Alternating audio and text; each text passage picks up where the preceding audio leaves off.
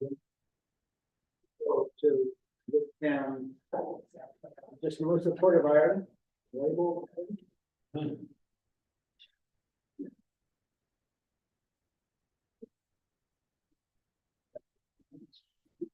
First trip was in '87. Hey man, let's Tom Road. The beach is better there than they are in Puerto Vallarta. Puerto, it's not exactly the greatest spot for swimming. Much better when you get up that side. Yeah. It's, I mean, obviously further away from town, it's people. All those spots where we were, the surf was too much, Oh, or there were massive rocks. no, it's a good area, but if you want to boogie board, you can. Some days are fine. You certainly do it. Basics. Yeah, there is, I mean, maybe it was just the time of year, but when we went, there was where we were at, we did, each one they had, they basically, it was like, you would recommend you not swim, because the surf was so bad. Yeah. Really nice. Beach area. You can really go from hotel, the lobby, to the pool, the beach. And some of this was set up, but we're getting in the water, and at least not all the kids. There were some people getting in there at times, but.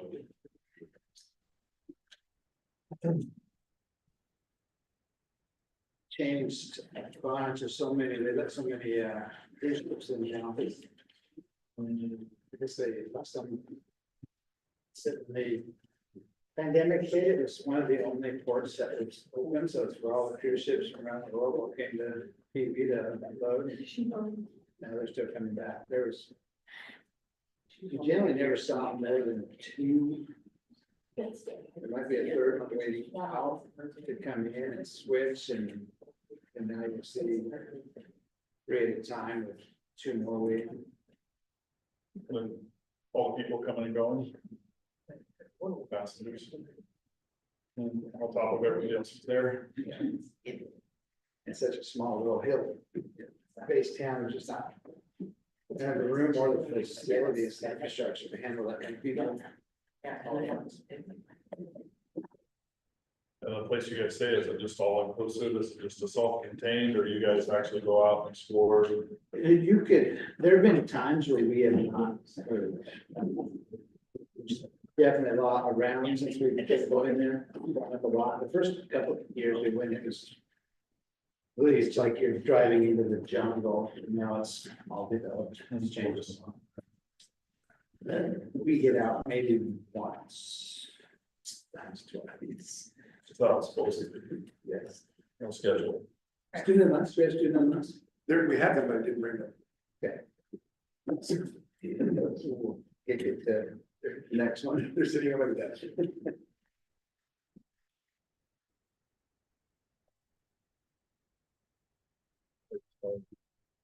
Call for this session of the Pleasant Hill School District School Board meeting. It is December 16th. We will start with the pledge of allegiance. I pledge allegiance to the flag of the United States of America, to the republic for which it stands, one nation, under God, indivisible, with liberty and justice for all.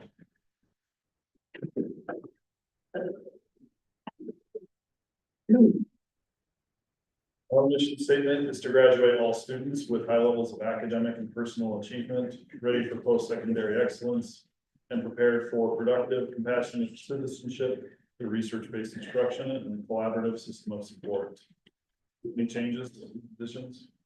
4.1 will move to January.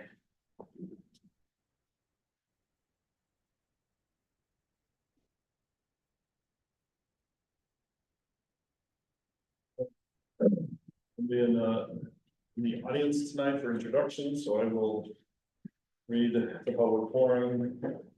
During this portion of the board meeting, members of the public are specifically invited to present items of commendation and or concerns. At the discretion of the board chair, further public participation may be allowed at the time specific agenda items are under consideration by the board. See district policy BDDH. For those viewing online, the school district posts the upcoming agenda on our website, pleasanthill.k12.or.us, the Friday before regularly scheduled Monday school board meetings. This will allow for public comments prior to the board meeting. Please click on the tab provided to share your comments with the school board to consider at the upcoming meeting. Personnel matters may not be discussed in public at a school board meeting. Members of the public who have personnel concerns or accommodations should share them directly with the district superintendent, Mr. Chris. Move on to 6.0 action item, 6.1 board meeting minutes.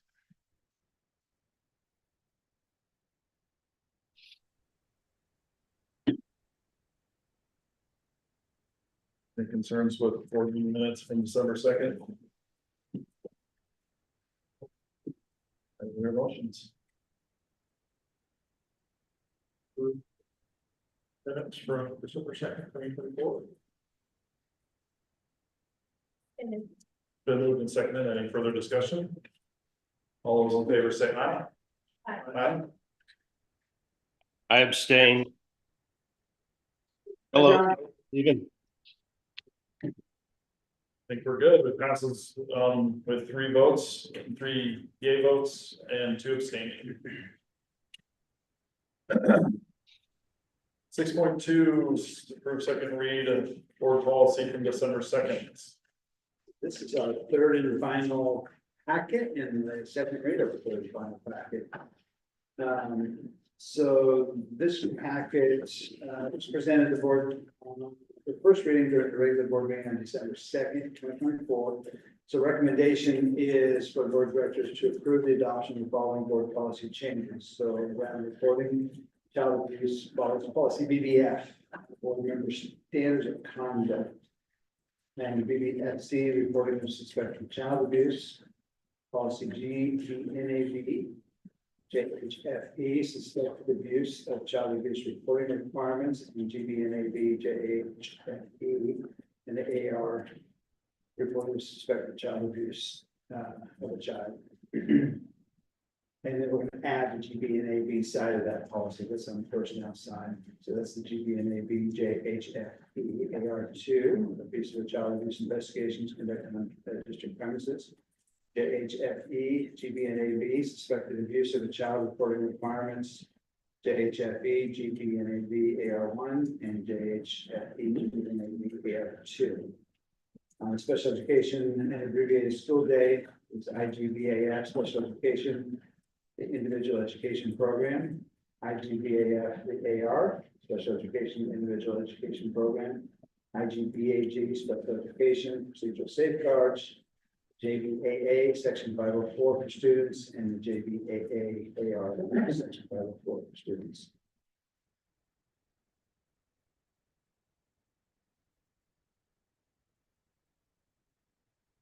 Any questions or concerns with those? Motions. I'll move to approve the second reading board policy packet from December 2nd. Second. Moved and seconded. Any further discussion? All those in favor say aye. Aye. Aye.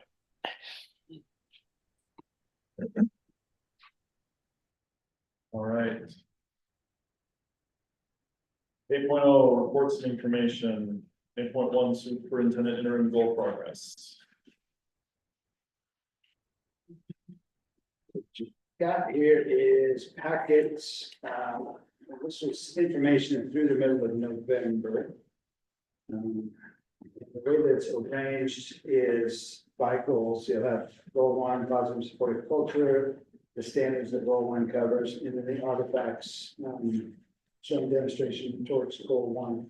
And then beyond that, we'll have the same thing for goal 2 with artifacts behind that, and goal 4, and all the goals. You have later in here, if there's anything that you want to review or evaluate, specifically at this time, the executive session. that we go to as well.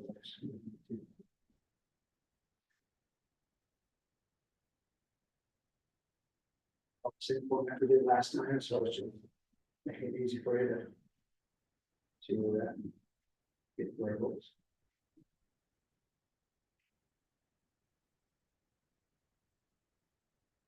Feel free to adjourn to executive session to discuss any of the material that you provided us.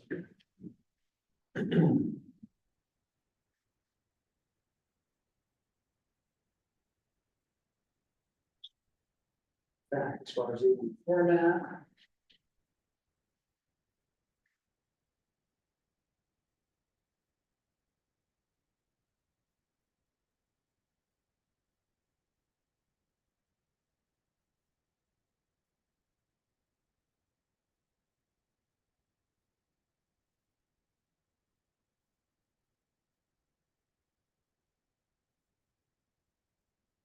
So I do appreciate, it's the idea of progress report and the comprehensive nature of the material that you support the progress. What I have coming up is around January 27th, I've got on the calendar, Kimberly will send out the actual evaluation documents.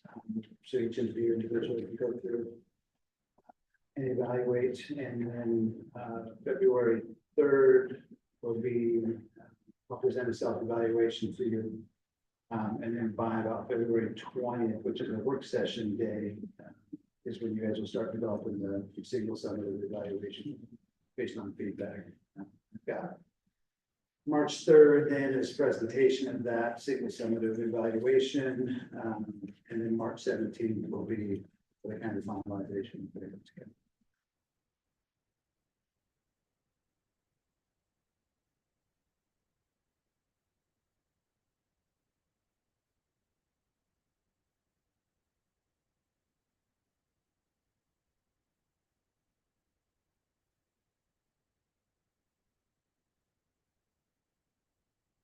One, two, district equity committee updates.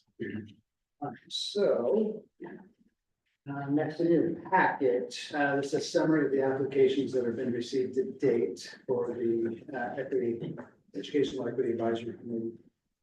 Application period was opened on August 30th, and then during this time, we've had 5 applications from individuals representing various groups within the community. Outreach for applicants will continue into March.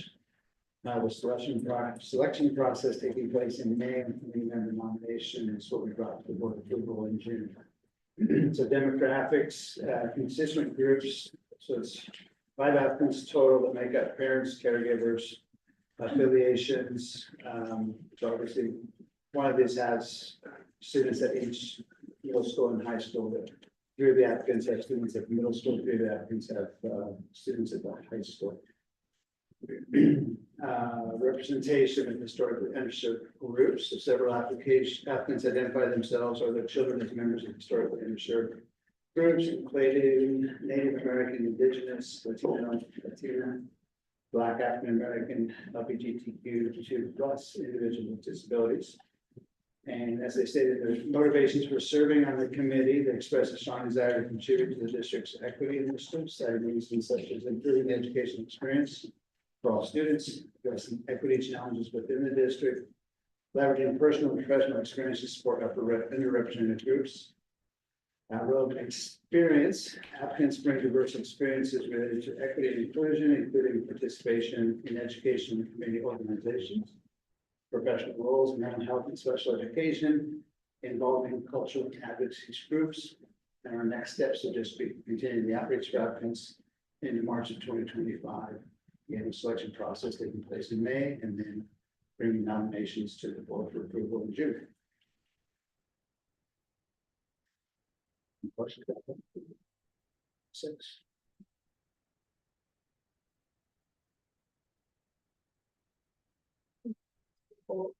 People found out. Right now, As far it's, as- yeah, right now it's through the newsletter and then individual. So one of the time came out from the newsletter, the other time came out directly from an email through the, our platform. I'll continue that, so we'll have news that are coming up in January. Another newsletter in January, so we'll have another newsletter coming in January, they're coming out, and then I'll push out another final. Probably February platform.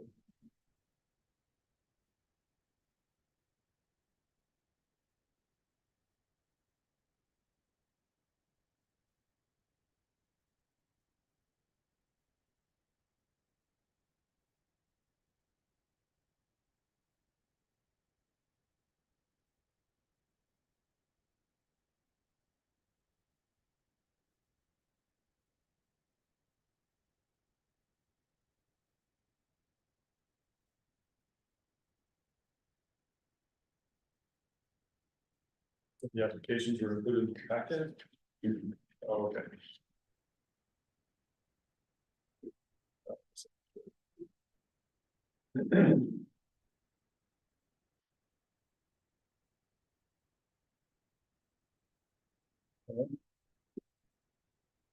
8.3 financial report. Available. We've gotten the draft copy back from auditors and, just doing final touches on those. They have to be into the ODE by December 31st. And then they will come and, give a report to us, and I will post the audit and, email it to the board members. Revenues, we have 2.8 million of our 3.7 million in taxes, received already, which is the fast. We have 800,000 left to be collected. We received 4,481,000 of our straight school fund. And then 257,000 interest from investment, so that's kind of nice. We've been at a higher rate now that we're keeping more money in the money market. Excuse me.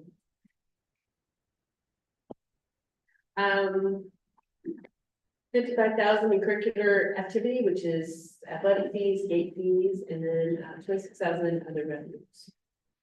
Salary expenditures 1.8 million, benefits 1 million, purchase services about 840,000.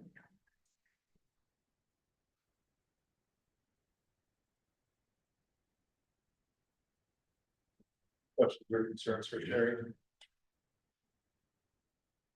It's with the fees that we collected, they athletic events and stuff, where's that money actually go? To the general fund or? It goes into the general fund. It helps to offset the general fund support of athletic general fund, so it's like the coaches are paid through general fund. Oh, okay, So gate fees, they don't amount to a lot, sure, but okay. it helps.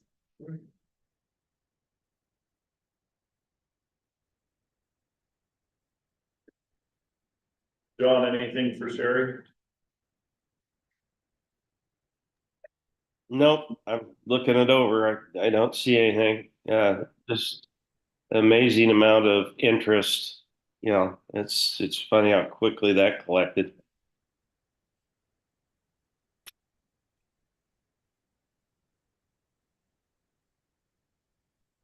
Great, Sherry.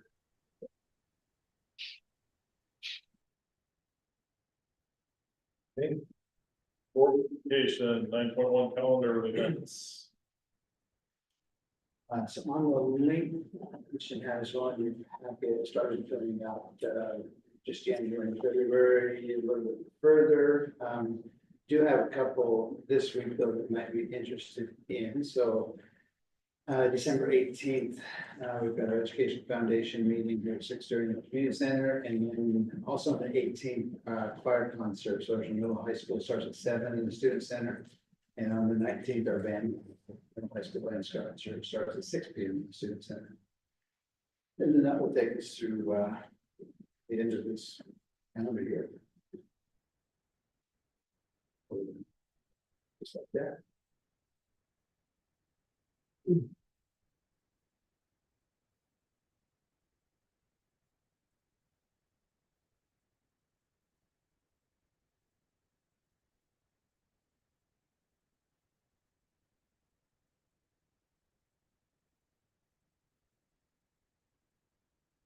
That's still listed original one. I didn't see the link for it, but I still have it in my documents. So it's updated through February, you said, Yeah, February started- 19th, I see Jen signed up for yeah, started CTE getting 9. Putting in January, February.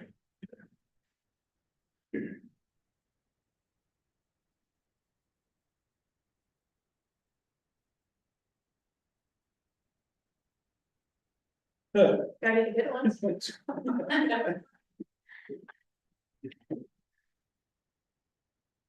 No, and I just happened to look at it this afternoon. It said updated 5 minutes ago. Perfect.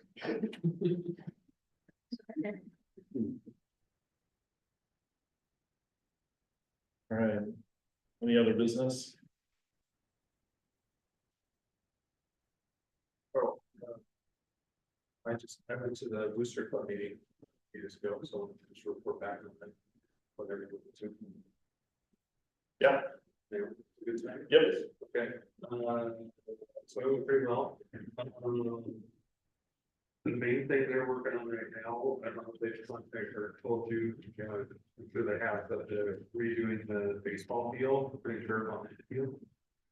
Baseball and softball. Yeah, and the softball field, it looks like they're getting close to being able to do that, so, I think they're saying they wanted to do it, I don't know, next year or something, or did you have a timeline for that they gave you? Did not, so they'd asked about actually splitting it, because originally they said we just gotta have all the funds upfront to go through the project at once. Right. And then they came and said, well, can we split them into 2 projects? I said, yes, we're gonna get the softball field done before we do the football or baseball field. We met with, National Guard, maybe in October. The highlight, it was in the process of filling out the application. Oh, yeah, get them to do the prep work, whatever. Yeah, have them do all the excavation, remove the dirt, and so we're part of that, I think it's just waiting to see if that goes through. Okay. If that goes through, then it'll, it should definitely happen this next summer. Okay, nice. So yeah, so that's one big thing on their plate. One thing they're wondering, I don't know who does this or not, but they would, like, when they send out mailings, they go to the post office and say, mail to all the school district or whatever. But it doesn't include like the big chunk of our kids that are out of district that are transferred. Is there any way to get that like updated for the post office to include that somehow? So that even any other groups that want to mail to all the students, you know? I think the post office, bulk mail, they're using Right, yeah. bulk mail, they're really pretty much restricted to like zip codes. That's just all And they can do. so they're probably just Yeah. choosing Dexter and Right. Buzzard, and they're probably missing a lot of French, Right, yeah. including kind of some Crestwall. I mean, if they were using. It I'm probably guessing, could. we can't share a list of whatever with the groups or anything, but Wouldn't necessarily be able to share with them. But there would be nothing that would keep us from mailing something out on their. on their behalf, if they like brought it to us, Yeah. like, here you go, send it to the whole district. Yeah. Okay, well, I mean, that's something that we can circle back with, if there's next time we want to think of anything, I can report back and let them know. Yeah. That might be an option, contact you guys. Good. I think potentially with Springfield newsletter, I mean. Kimberly, when we do our newsletter through Springfield, do we actually have a list for them, or do they do They pull us for us. based off those? Okay. Yeah. There might be new ways to do it now, it's been a while since I researched that. But yeah, so otherwise they're doing good. I was gonna try and make it to a PTO meeting next, see how that goes. Want you to know what I had there.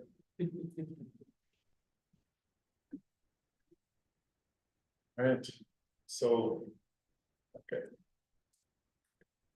Thank you, appreciate that. Yep.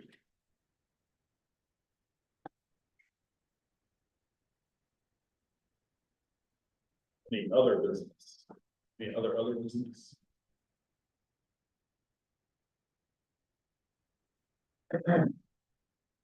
And so you put the 11.0 to recess the regular meeting to executive session. That was just placeholder in case anybody wanted to do that, or is that something you wanted to do at this time? I don't need to. Okay, Yeah, just a placeholder if we needed it. gotcha. So just double checking, is there any request to adjourn to executive session? John?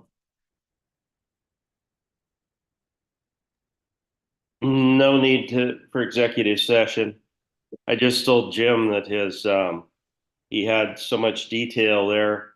I was worried that he was spending too much time filling out his, evaluation, and he was overkilling it.